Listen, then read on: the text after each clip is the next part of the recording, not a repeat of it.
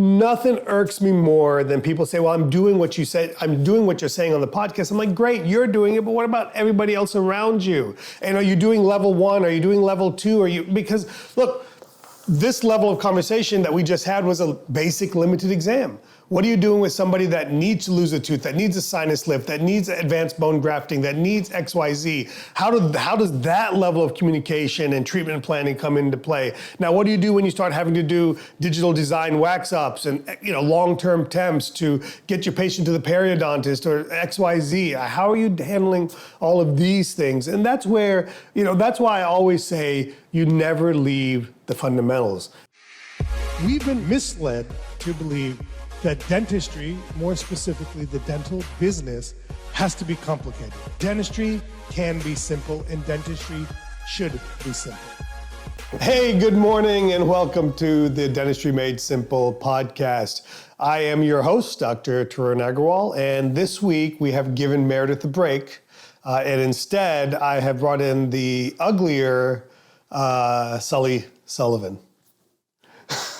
What's up, everybody? Yeah, hey, glad to be back on the show, T-Bone. It's been a minute. Yeah, man. What's up with the hair, dude? It's a new look. Okay, well, I'm jealous, right? It's a high fade without a shower. So for those of you that want to join in and make fun of Sully's hair, you can visit us on YouTube. So listen, for those of you that don't know, here's what you could do for the podcast, because we deliver great information week over week to you. You can share it with your friends. You can share it on social media. You can leave us a review on Apple Podcasts, on Spotify, on Google, or you could join our YouTube channel, which is 3D Dentists on YouTube. And you can watch the episodes, and then you can see Sully's hair, and you can see my new beard that I just got. It's very defined lines. I got made this morning. It's clean. All right, so Sully's here visiting the retreat. We have a class, so we have weekend 2 of our mastermind program, one of our favorite programs that we do. I was excited to pick him up from the airport yesterday, and on the car ride back, he had said something to me that I thought it was great to talk about, and that was that his takeaway for 2023 from our time together and all the different concepts we take was XYZ. Well, obviously we'll reveal that here in a second. So I said we should talk about that. What is that doing? Where's that? How are you implementing that? What does that mean? What does that change? Kind of what is your take on that? Because the reason I say that is this is nothing new. This is something I've been talking about for years and years and years, and certainly with him for the last 2, 3, 4 years in great detail. And so now I want to know why 3, 4, 5 years in was that his takeaway for this year. So before we get there, Sully, let's get an update on where is Sullivan Dental Partners at.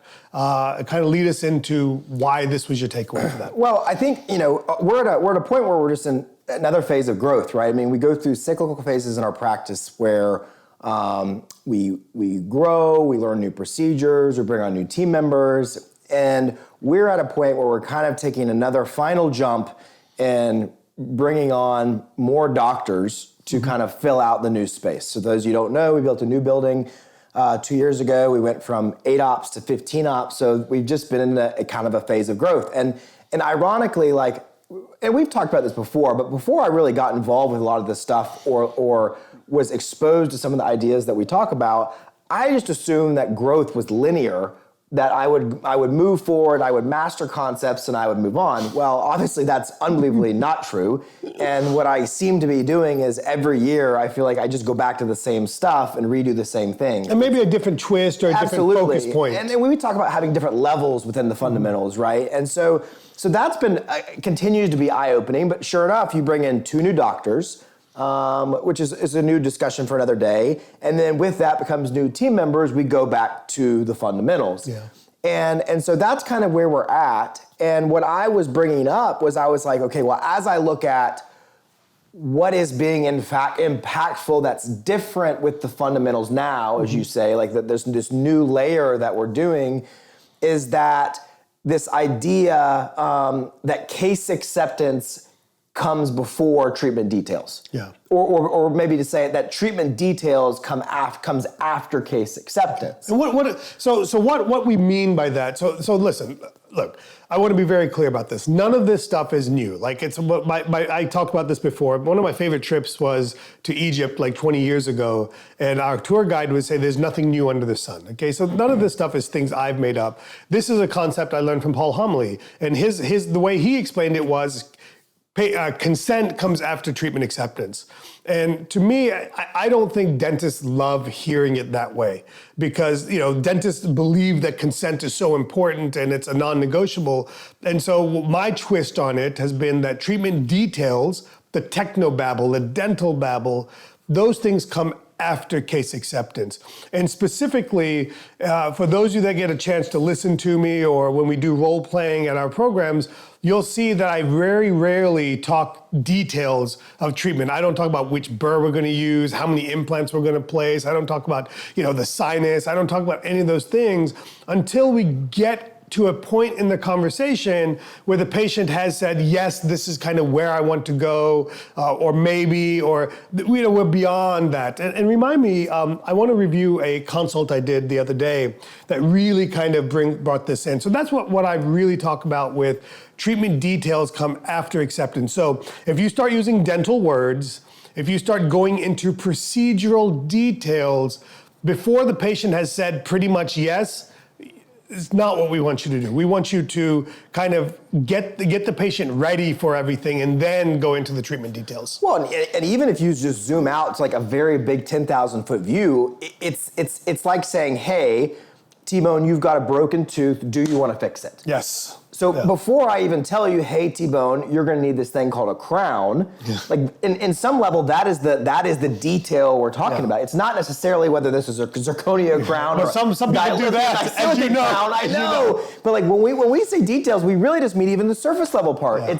It's before someone even is interested in treating a condition. Mm-hmm. We need to get that answer before we go into any sort of details of what we're doing. Yeah, so let's do it real quick, like a limited exam, okay? Usually people come in with limited exam. Why don't we role play? I'll be the patient. Okay, you can be the patient. Okay. Just on the fly. All right, perfect, let's do it.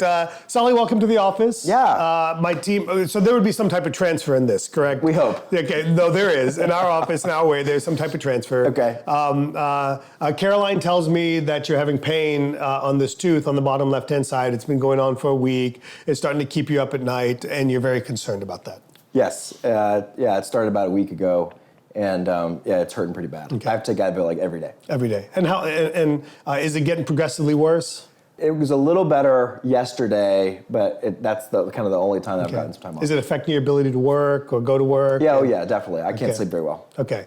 Well, what we want to do is make sure that we come to a solution today so that we can get you out of pain and get it to where you can go to work with confidence and you have to stop taking, nobody wants to take medication for a long period of time. That sound fair? Yeah. Okay. Look, I'm going to ask you some odd questions. They may seem a little unusual, but this way I can help you make a good decision on, we can make a good decision on what the best choice is. Okay? Sure. The first thing I was wondering is, if this tooth can be saved, would you prefer to save this or you prefer to have the tooth taken out? Yeah, I'd like to save the tooth. Okay, perfect. So we want to save the tooth. So that gives me good information. So wonderful. So what I'd like to do is take an X-ray, take a look at everything, and show you the photograph of the tooth. Okay. Okay.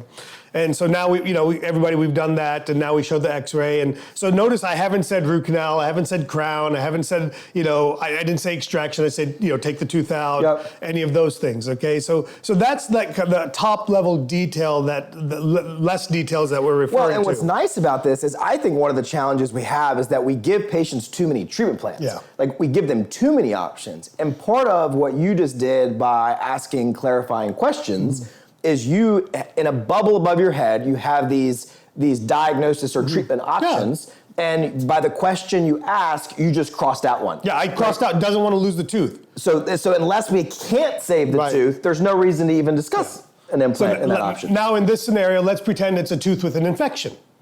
Okay, so now I got great news for the patient, correct? Okay, so Sully, I've got great news for you. Okay, we can save this tooth, and I know exactly what's causing the issue. Okay, you develop an infection on the tooth. That's what's causing the pain, and to get you out of pain, to save the tooth, we need to get rid of the infection. Okay, does that sound okay to you? Yes. Okay, perfect. Notice I still haven't said root canal and crown yet. Right. Okay, so I've got him to already say yes. I'm committed to like, hey, you have a solution. I want your solution to get me out of pain and save the tooth. Great. So, Sully, what we're going to do in this situation is we're going to get rid of the infection, cover and protect the tooth so it doesn't break down the road. And I think that's probably an easy example because it's driven by pain. Yeah. But when there's... But that's a common one for most offices. It is a very common one, absolutely. But it has even a greater impact, in my opinion, in stuff that becomes optional or stuff that becomes more driven by the patient, saying like, do you know about this and do you want to fix this?